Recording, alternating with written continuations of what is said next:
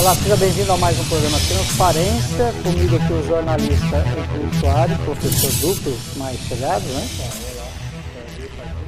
E o publicitário Tiago Rodrigues. E o nosso entrevistada de agora, a vereadora Viviane Alexandre. Tudo bem, vereadora? Bem, muito obrigada pelo convite. Estamos aqui à disposição. Prazer estar aqui também. Nós que agradecemos. Como é que está o começo desse ano? Já tumultuado ou não? Um pouquinho, né? Colocando em ordem aí as questões do que vai ser o trabalho deste ano de 2014, um pouquinho das coisas do ano passado que estão pendentes agora para serem resolvidas logo agora no comecinho do ano. Então, graças a Deus, seguindo num caminho dentro do cronograma que eu já estava esperando mesmo. Legal. Tiago, pode começar você então. Perfeito. Vereadora, então nós estamos fazendo um balanço nos outros programas do que foi o ano de 2013 para os vereadores.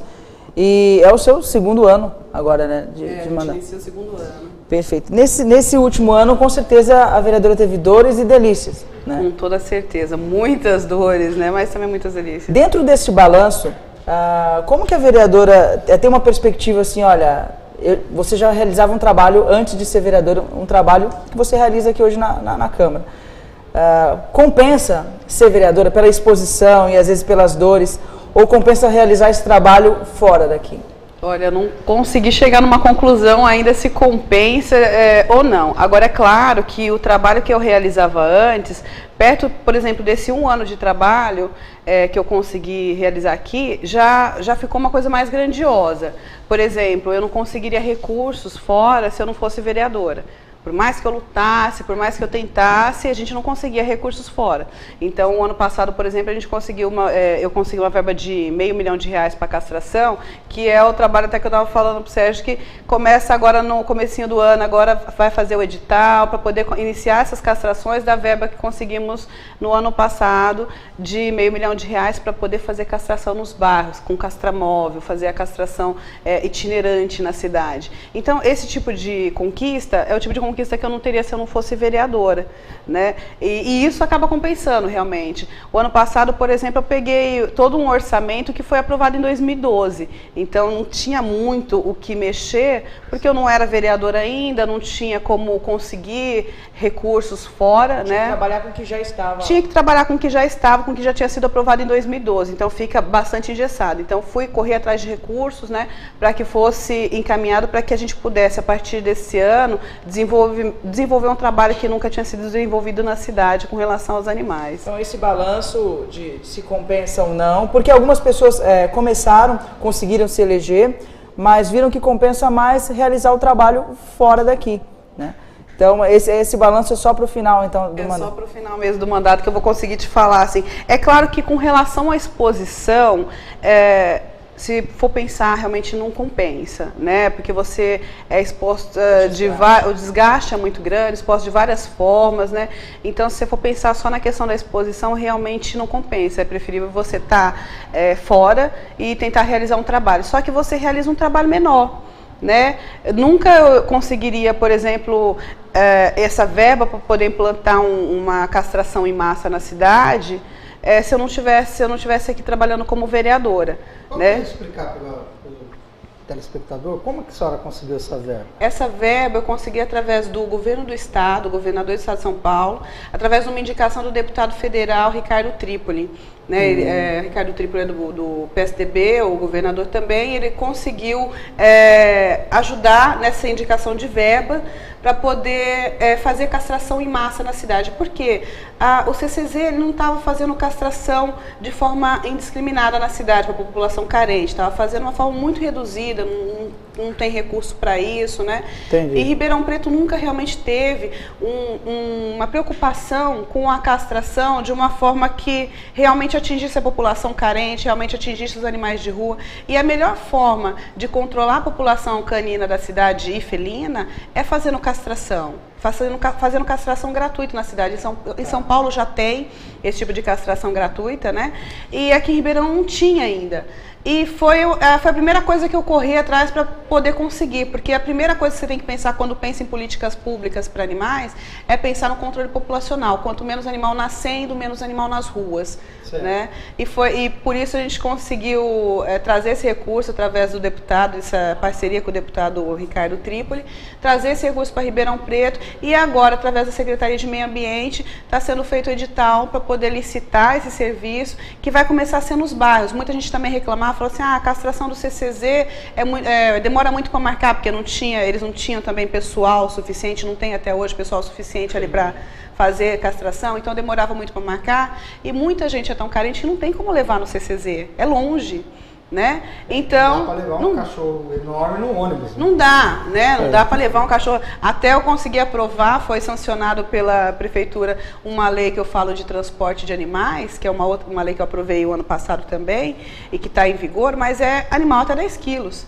Né? Então, assim, como é que você leva um cachorro grande para poder castrar? Você não tem dinheiro para tomar táxi, porque se você está precisando da castração gratuita, você não tem dinheiro para táxi. Você não pode levar no ônibus. Você não tem carro. Como é que você faz? A pessoa não leva, às vezes marcava e não levava. Então, o que esse projeto que a gente conseguiu aprovar lá no governo do estado, o que ele fala? Levar a castração no bairro. Aí fica mais fácil, ela vai ter que andar 2 quarteirões com esse cachorro, né? Dizer, então, o trabalho do vereador não é só vir aqui na Câmara, ele tem que correr no estado. Tem que correr em Brasília, tem que correr em São Paulo. Então, senão não vira. Senão não vira. Tem que correr atrás de dinheiro do Estado, dinheiro da União, para poder trazer o recurso para cá, ajudar a elaborar o projeto, porque realmente se a cidade não trabalhou com isso, ela também não sabe como mais ou menos teria que ser feito esse projeto. Poxa, como a gente já fez pesquisa, já tinha ido para São Paulo, já tinha ido para Santos, fui em algumas cidades para ver como é que estava sendo realizado, você já traz uma ideia, lá está funcionando assim, em tal cidade está funcionando desse jeito, setoriza, fica mais fácil para a população chegar ao serviço, porque às vezes a pessoa marcava e não ia por falta de condição de levar o seu animal. Né? Então, a gente traz, o vereador tem esse trabalho de fazer esse estudo, porque a prefeitura, por mais que queira, ela não vai dar conta de tudo mesmo. Então, o vereador, dentro daquilo que é o carro-chefe dele, ele vai, pesquisa o que tem dentro do Brasil, o que tem fora do Brasil, e fala, olha, essa ideia é boa, traz a ideia, né, para a cidade, para que ela possa se realizar, para que comece a iniciar um trabalho nesse sentido. Você vê como é que é, professor? Assim, às vezes falta um pouquinho, não sei de sabedoria, mas de inteligência, ou entendimento, até da imprensa mesmo, sim, que às vezes busca no vereador uma fábrica de leis. A produção dos vereadores foi essa. Peraí, mas o vereador não tem que só ficar fabricando leis. Já existem leis, agora eu tenho que correr atrás para conseguir, porque se não correr, ninguém vai conseguir. Se você estivesse lá fora, tá cheio de gente querendo fazer um bom trabalho, mas não consegue. É isso aí. Falta também da imprensa divulgar esse tipo de trabalho, que não é só fazer leis, não é, Edu? E falta entender também, acho que o trabalho do vereador, né? E quem é o vereador, por que ele está ali, o que ele tem feito fora das lentes, né? E também a população entender, né? Que a imprensa é só ali, de repente, um recorte.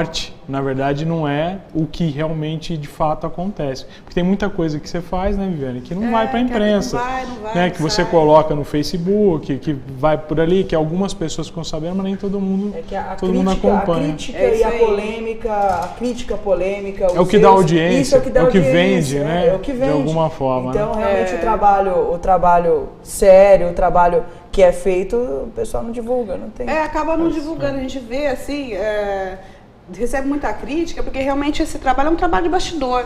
Aí, por exemplo, igual a secretaria está preparando o edital agora, na hora que sair, saiu, acha que é uma coisa de uma semana, mas não vê o tanto que a gente correu atrás do governador, o tanto que a gente foi para Brasília, ligação, viagem, aí tem que aprovar o projeto, aí de repente saiu um errinho no projeto, olha, a gente corre, vamos correr também, ajuda para cá, porque é interesse do vereador que aquilo realmente se realize na cidade, independente de quem é o prefeito ou não. É interesse de que aquela verba venha. E esse tipo de trabalho do vereador, não só meu, mas os outros vereadores também, realmente não aparece na imprensa. A imprensa, apesar, você falou, né, Eduardo, apesar da gente colocar, às vezes, no Facebook, divulgar, a imprensa parece que não tem esse interesse. Ela tem interesse, por simplesmente, na confecção das leis. E a maioria das pessoas sabe que a gente não tem tanta competência assim para legislar. É uma forma muito inteligente de mostrar para a população a produção dos vereadores, né? Pois é. Que vocês não ganham por produção de leis. Exatamente. Ganham para fazer uma coisa maior. Serviço para a população, serviço maior, para trazer, né, soluções para a cidade de Ribeirão Preto. Então, é isso que eu ia te perguntar, inclusive, Viviane.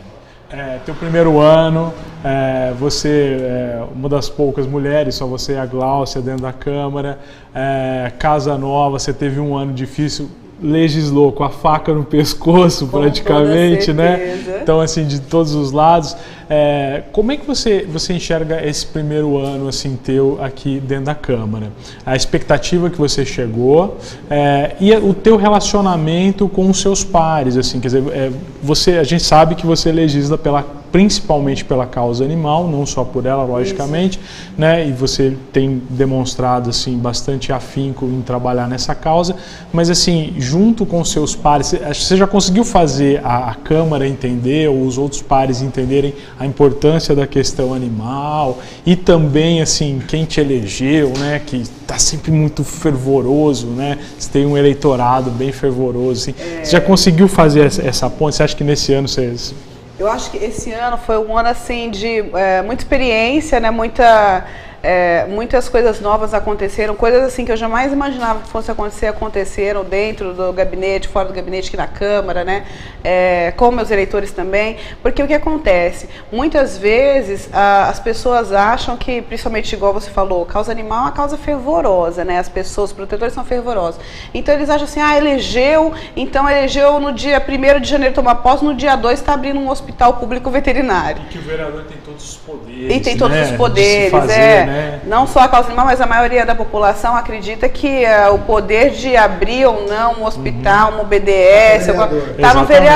E na realidade o poder está com o prefeito, né? Então a gente vê igual mesmo essa questão das castrações. Você consegue o recurso, você corre atrás, mas se a prefeitura não assina o convênio, não adiantou nada, esse dinheiro se perde. Então, assim, por mais que você vá atrás, estude, apresente o estudo para a prefeitura para poder facilitar ao máximo, né? Tem que convencê-la também, porque senão ela não vai realizar, não vai assinar, né? Não vai assinar o convênio, enfim. Então, o que eu percebo, assim, a população, ela cobra muito, pensando nessa errônea questão assim de que o vereador é que tem que fazer na cidade, né? Ele que executa na cidade. Na realidade, quem executa é o executivo, é o prefeito. Nós estamos ali para ajudar, né? Para ajudar a arrumar recursos para a cidade, para legislar naquilo que a gente pode, mas falta um pouco desse entendimento. Por exemplo, a questão também do entendimento até da questão orçamentária. 2013 a gente trabalhou com o orçamento de 2012. Eu estava aqui em 2012? Não estava aqui em 2012. Então, ele engessa bastante. Então, fica como se fosse uma gestação mesmo. O primeiro ano é um primeiro ano de gestação. E essa gestação, para muitas pessoas, não aparece. Dá a impressão que é um ano parado, né? Só que uma hora nasce, né? Se você faz o trabalho ali, você planta, mais cedo ou mais tarde você vai colher, né? Então, vereadora, mas essa falta de entendimento, às vezes, também não é culpa dos próprios políticos quando eles estão fazendo campanha? Por exemplo, me lembro que a prefeita disse, em 6 meses vou acabar com o problema da saúde. Pô, mas ela não sabia que o primeiro ano ela já está engessada, ela não pode fazer nada? Não faltou um pouquinho de... vou prometer uma coisa que eu não sei, eu não posso fazer. E não acabou assim nem no primeiro ano, nem nos 6 meses, nem no segundo, porque é um problema complicado, né?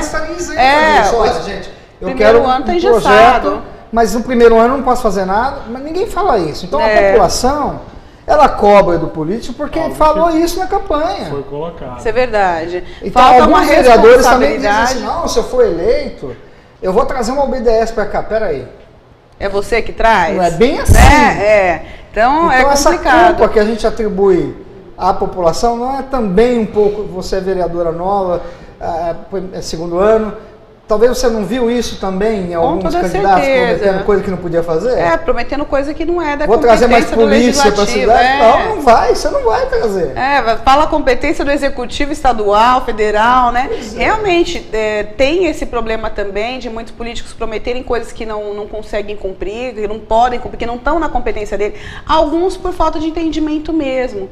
porque não estavam aqui ou não sabe qual que é o trâmite, se candidata, mas sem saber exatamente qual que é a competência do Executivo, qual que é a competência do Legislativo, né? Seguindo esse raciocínio, o Tiririca foi mais honesto? Eu não sei o que faz o deputado. Sei nada. Se for pensar por isso, pelo menos ele fala, não sei nada, pelo menos não promete. Se você me eleger, eu vou te falar. Talvez não honesto, mas ele pelo menos se isentou da culpa, né? Não prometeu nada, exatamente. Então, é complicado realmente. Tem a culpa do político? Sim, tem. Ou por ignorância, ou então por prometer algo já sabendo que não vai mesmo simplesmente por má fé.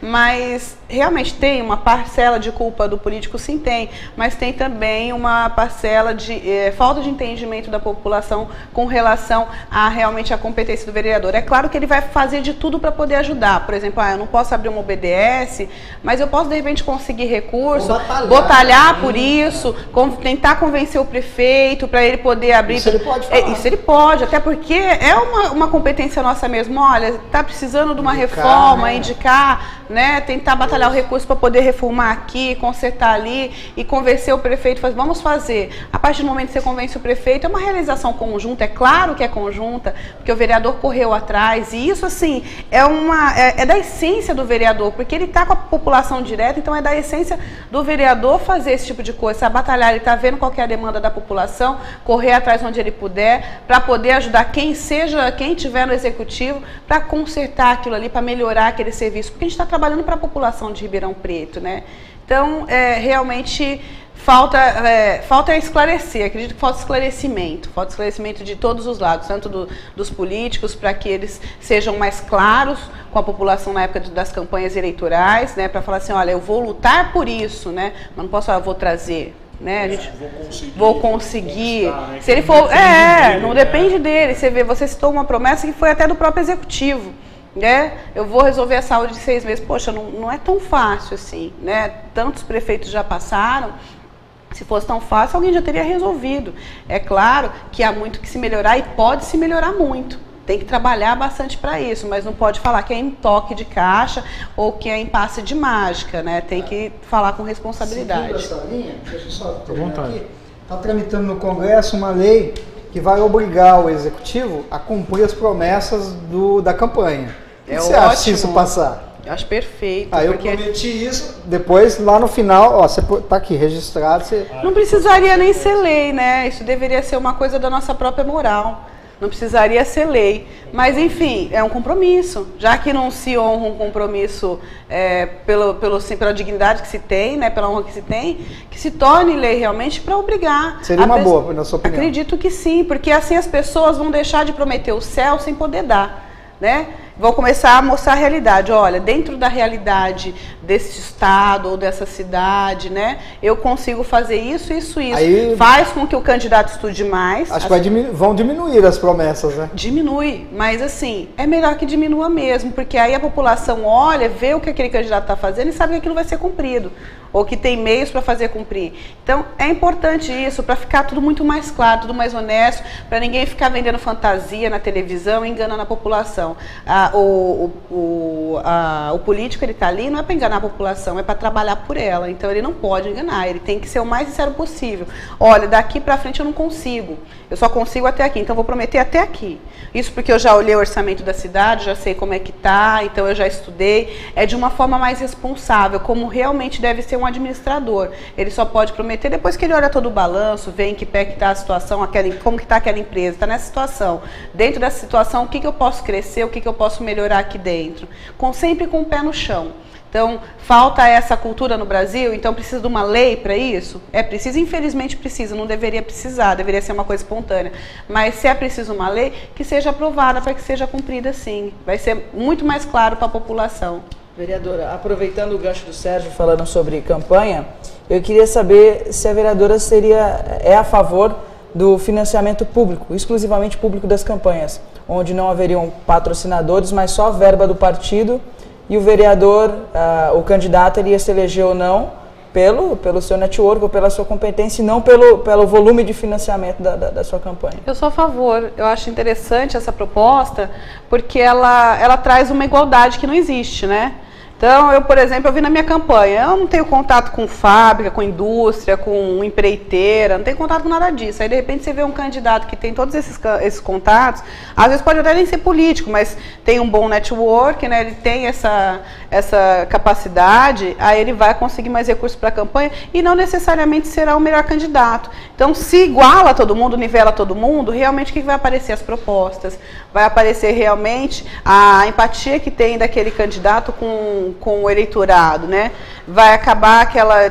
Poxa, eu vi durante a campanha eleitoral, tinha candidato que praticamente quarteirão em quarteirão tinha placa, tinha material, e outros não, nem aparece, né?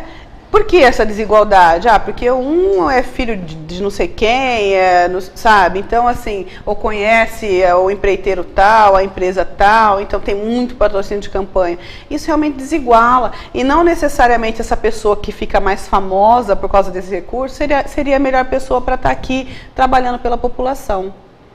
Viviane, a gente tem visto que agora em 2013, a forma de legislar da Câmara ficou muito em cima de praticamente votar projetos do Executivo. A gente acabou de falar aí que, logicamente, que os vereadores não são obrigados a só apresentarem projetos.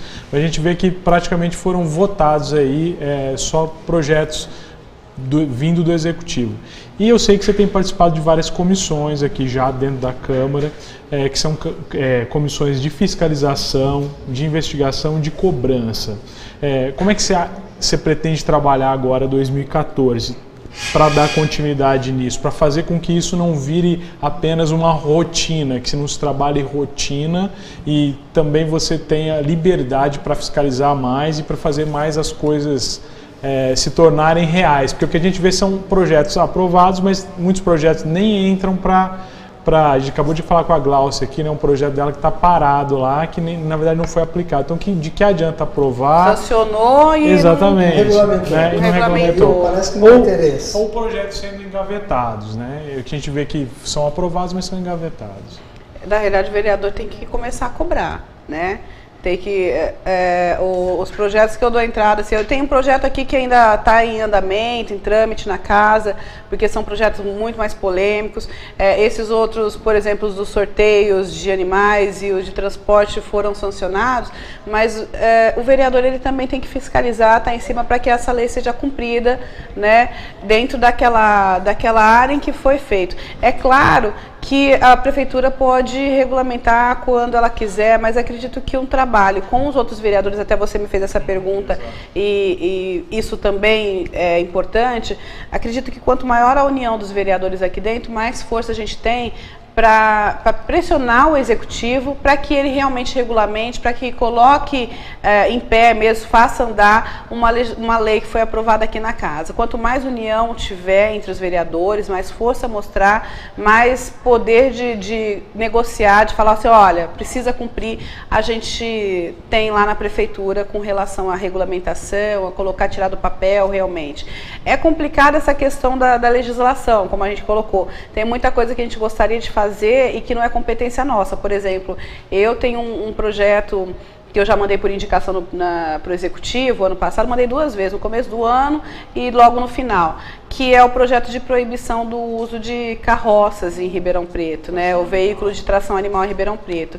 Por que não é competência minha? Porque, na realidade, quando você pensa nesse projeto, você também tem que pensar na pessoa que usa carroça. Então, você tem que fazer todo um planejamento com assistência social, de reenquadramento dessa pessoa, reinserção no mercado de trabalho, que tem que ser feito pela prefeitura e aí deixa de ser competência do vereador. O que fazer com esse animal também? Isso também tem que estar previsto na lei.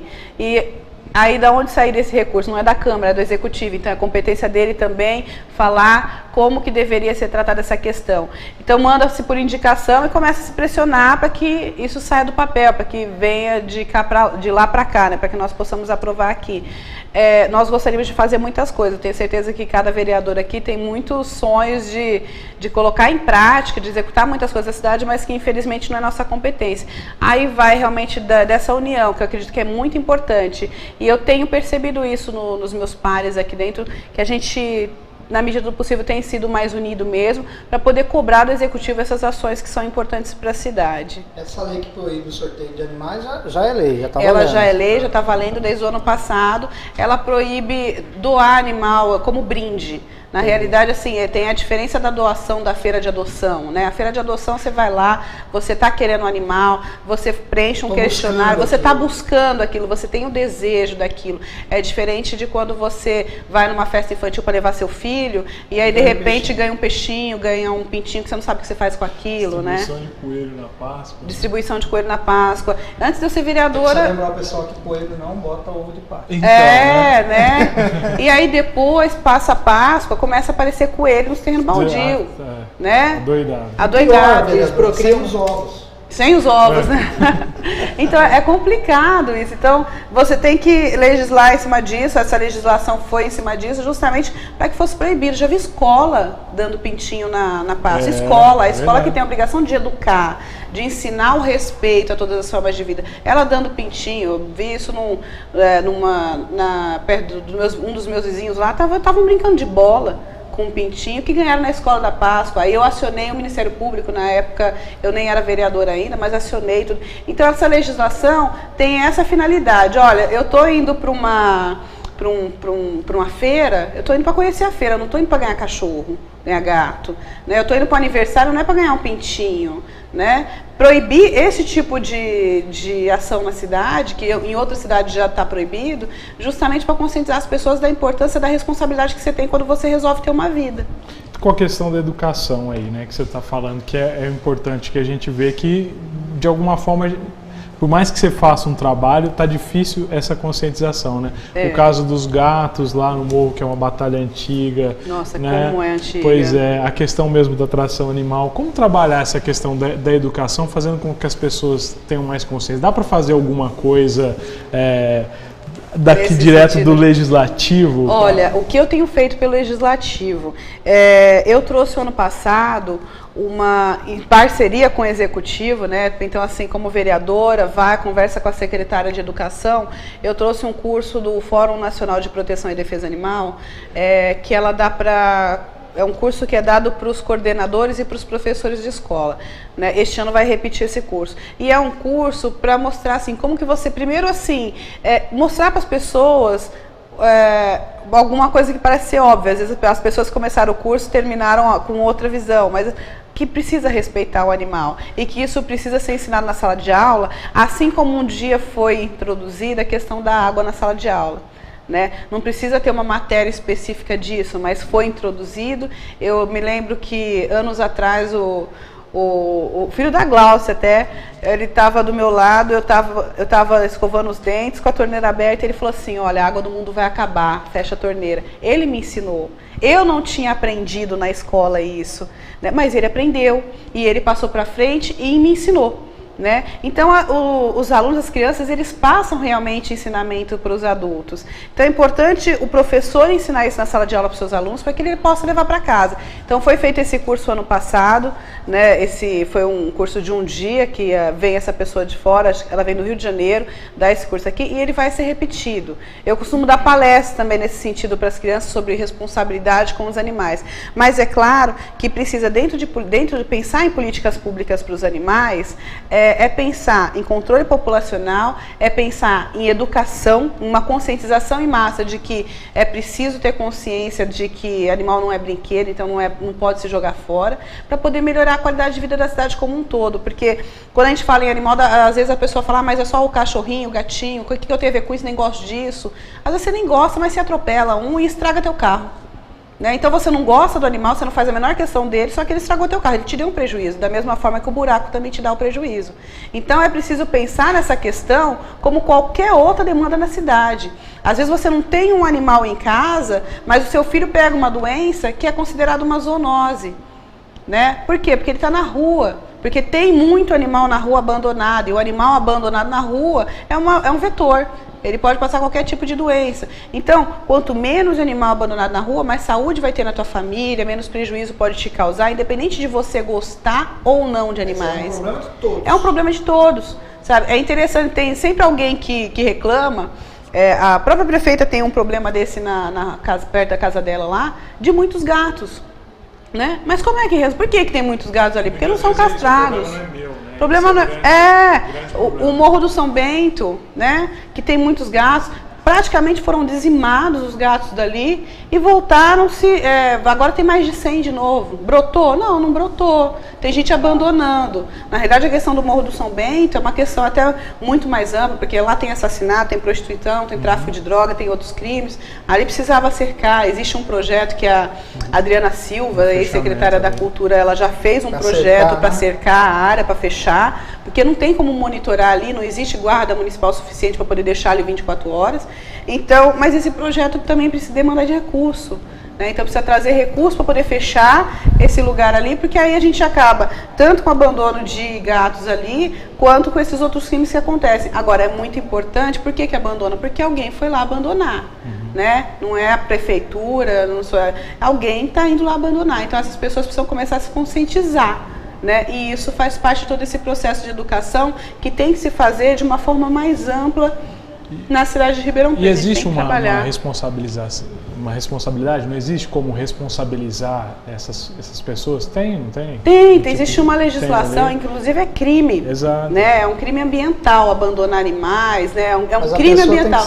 Mas ela tem que ser pega a fazer, exatamente. Né? Tem que ter a fiscalização. Então, a partir do momento ali, fechou, por exemplo, o Morro do São Bento, fechou ali, tem a iluminação adequada, porque ali também não adianta só colocar a câmera hoje, porque não tem iluminação adequada, não vai ver nada. Então, colocou a iluminação adequada, colocou as câmeras certas, se abandonar ali, você tem como pegar. Aí é diferente, aí vai ser mais difícil abandonar, mas se abandonar, sem como pegar. A questão da chipagem, por exemplo, de animais, né? Se você tem um cachorro que obrigatoriamente tem que estar chipado, se você abandonar, lá vai estar teu nome, vai estar registrado, é igual o carro que você abandona com o chassi ali. Né? Aí eu tenho como chegar até você e falar assim, está abandonado, você vai ter uma penalização. Então, falta realmente esse trabalho de rastreamento, né? Quem abandonou para poder cumprir a legislação que nós temos federal em vigor, né? E falta também um trabalho mais intenso dessa questão de conscientização. Vereadora, hoje o governador Alckmin sancionou a lei que proíbe o uso de animais para testes de laboratórios e pela indústria de limpeza. Isso. É uma vitória? Com toda certeza, é uma grande vitória. Isso a gente tem que comemorar, sim, com todo afinco. Porque ele não é uma pessoa inconsequente, o governador não é uma pessoa inconsequente. Com certeza ele estudou muito para poder sancionar essa lei. Ele ouviu os dois lados, eu sei que ele ouviu os dois lados, né, tanto as indústrias quanto os protetores, né, e o deputado que fez essa lei também. E chegou-se realmente à conclusão que, na realidade, é um avanço que já existe na Europa. Né? Já existe em outros países, a gente vê que em muitas áreas, por exemplo, cosméticos, é proibido fazer teste em animal de produtos cosméticos. Né? Por quê? Porque existem outras formas de testar esses produtos. Então, é um avanço muito grande. A própria legislação, a própria Constituição Federal fala em uso de métodos alternativos, fala que a ciência tem que pesquisar métodos alternativos. Existe, é incipiente, mas a partir do momento que você obriga, que você fala, não pode mais, eles vão atrás e a gente sabe que o ser humano é capaz de cada vez melhorar, cada vez fazer coisas incríveis que 10 anos atrás a gente não imaginava que seria possível, né? Então, precisamos desse avanço. Os animais realmente eles estão sendo muito torturados. Realmente o teste em animal é uma tortura muito grande, é impensável fazer isso. A gente às vezes fala sobre o teste, tudo, mas a gente não teria nem coragem de chegar perto para olhar, a maioria das pessoas não teria nem coragem de chegar perto para olhar, porque realmente é impensável pensar num animal que nasce e vive a vida inteira num laboratório, fazendo pesquisa em pele, em olho, enfim, tudo quanto é tipo cirurgias. Então, é um avanço. O estado de São Paulo, realmente, o governador deu um exemplo assim, de avanço, de pensar, olhar para frente, olhar o que tem lá fora e falar assim, olha, se tem lá fora, está dando certo lá fora, aqui também pode dar. Indústria se reenquadre. Você acha que pesou a decisão, toda a repercussão que teve na mídia? Com toda certeza, né? pesou. Apesar que, assim, a gente vê que na mídia saiu os dois lados, né? A mídia não comprou uma bandeira e falou assim, não pode ter, ou então teste em animal, ou pode ter alguns teste... compraram, né? Ah, mas teve muita gente que não comprou, que foi mais ficou imparcial. Jogou para os dois lados ali e tal. Então...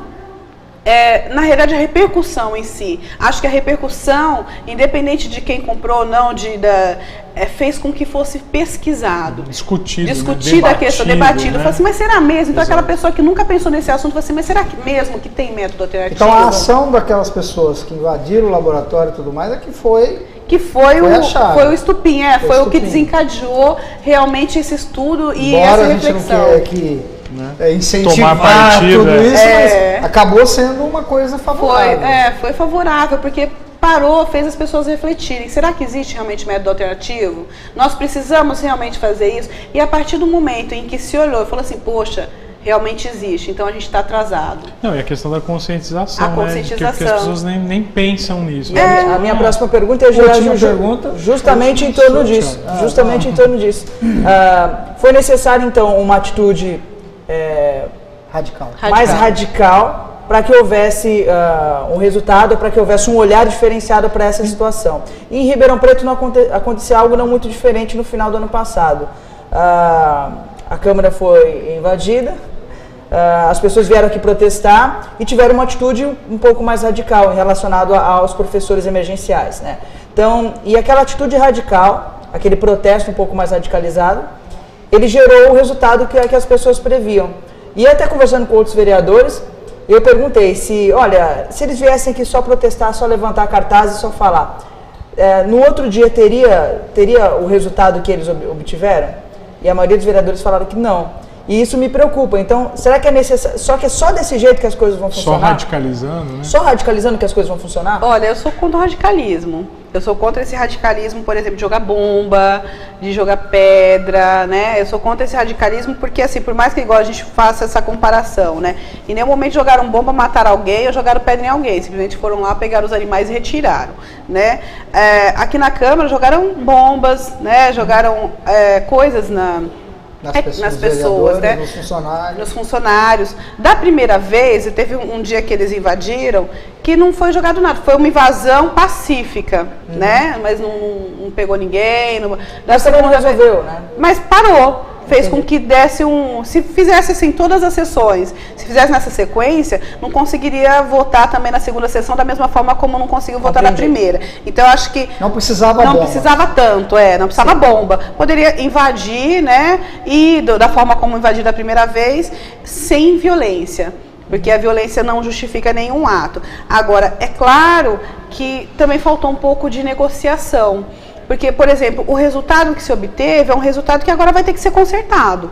Porque precisa-se realmente dos professores. Então, poderia ter sido conversado, como foi tentada a negociação e houve uma certa intransigência, falou assim, olha, eu não quero de jeito nenhum, nós não queremos de forma alguma. Só que esse nós não queremos de forma alguma, viu que a justiça falou, vai ter que ter sim, uma solução vai ter que ter, não é essa que foi decidida ano passado. Porque é muito simples falar assim, não vai ter, protestar contra tudo e contra todos, e depois pegar o resultado da falta de professor logo no começo do ano. Sim. Né? Então nós temos que, não podemos ser não podemos ser brandos, nem 8 nem 80. Temperado. Precisa temperar, precisa chegar a um meio termo racional. Então assim, acho que não houve razão. Né? Agora vai ter que tomar uma solução. Por quê? Porque deixou de ter razão o fazer de qualquer jeito, como estava sendo proposto, e deixou de ter razão o proibir de qualquer jeito, não queremos negociar. Solução mesmo não existiu. Complementando a pergunta, a vereadora, esse ano agora as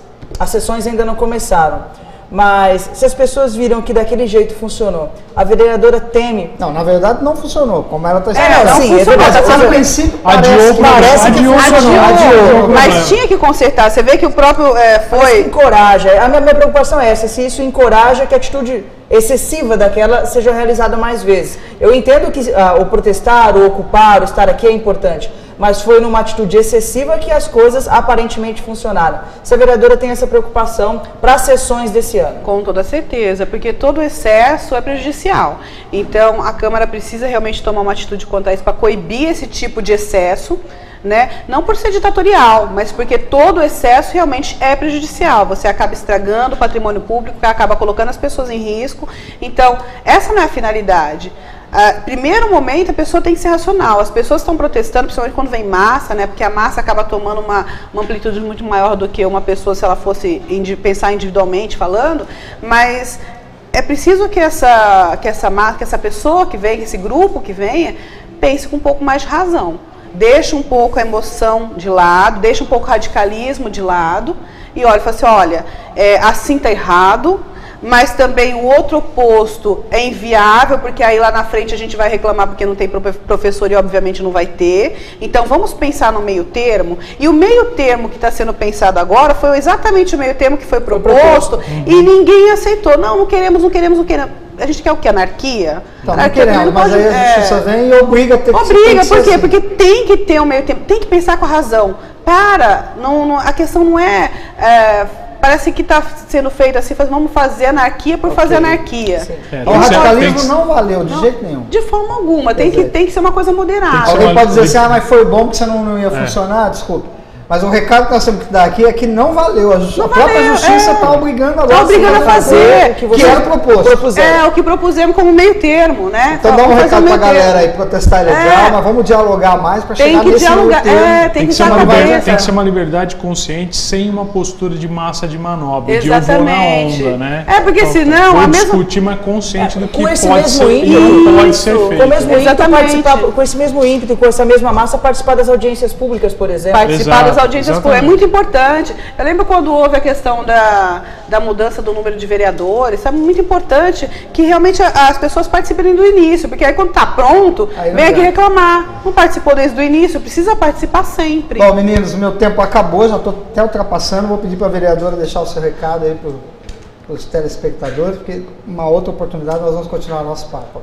Eu com toda certeza estou trabalhando aqui bastante para a população de Ribeirão Preto, para que haja melhorias na cidade de Ribeirão Preto nos mais diversos temas, e estou à disposição para quem puder, quiser visitar meu gabinete, conversar, trazer propostas, é muito importante, porque a população tem uma visão assim ampla do seu bairro, da sua casa, enfim, da cidade inteira, que é importante termos também, às vezes a gente passa batido. Então, venha, traga a sua proposta, participe mais das sessões da Câmara, venha nos gabinetes me visitar, conversem comigo, vou atender com o maior prazer do mundo. Estou trabalhando pela cidade de Ribeirão Preto. 2013 foi um trabalho assim, de plantar muitas coisas, que vamos agora atingir os objetivos. Vamos agora começar a colher essas coisas que foram plantadas, esses bons frutos que foram plantados em 2013. Então eu estou à disposição de toda a população, muito trabalho aí. Obrigada.